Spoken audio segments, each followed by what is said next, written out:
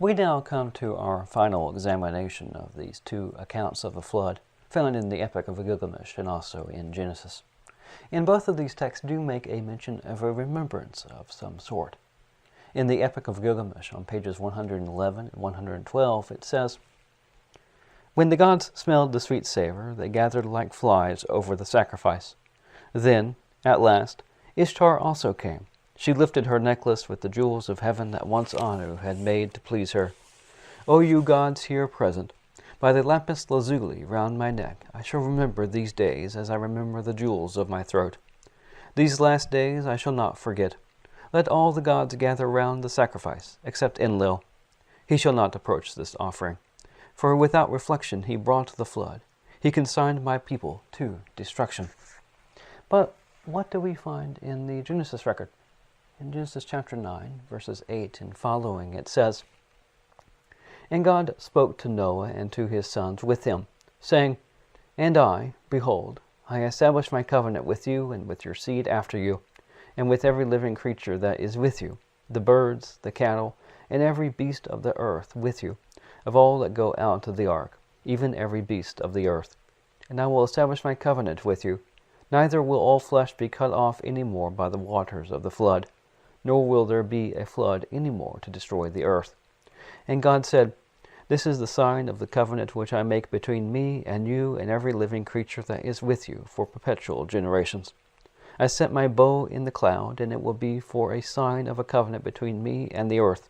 And it will happen, when I bring a cloud over the earth, that the bow will be seen in the cloud, and I will remember my covenant, which is between me and you and every living creature of all flesh. And the waters will no more become a flood to destroy all flesh. And the bow will be in the cloud, and I will look upon it, that I may remember the everlasting covenant between God and every living creature of all flesh that is upon the earth. And God said to Noah, This is the sign of the covenant which I have established between me and all flesh that is upon the earth." So, how do these two texts compare? Well, in Genesis, there are references to a covenant that is made, a promise that God will not destroy the earth through a flood anymore, and then also a bow is placed in the clouds as well. But what do we find in the Epic of Gilgamesh? Well, you see a goddess who is rather similar to some women, who has a necklace that is made of beautiful material, and she speaks of it, she describes it, and she talks about some sort of remembrance. And that's about it. And so you can see, hopefully rather clearly, that there is no need for the author of Genesis to refer to the Epic of Gilgamesh in his writing of this portion of the flood account either, just as was the case with many other aspects that are found in the Epic of Gilgamesh. And so I wanted to close with a particular series of thoughts. In Genesis, we read of a bow in the cloud, or what we think of today as a rainbow. And also there is the flood. And you can look today at the rainbow.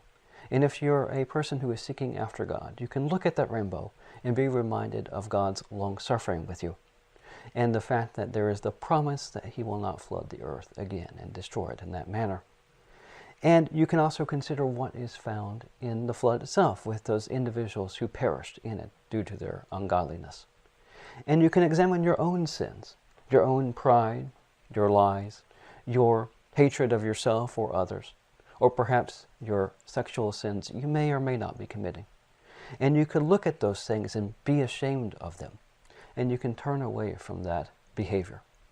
And if you do so, you can be washed in the blood of the Lamb. You can be submerged in water.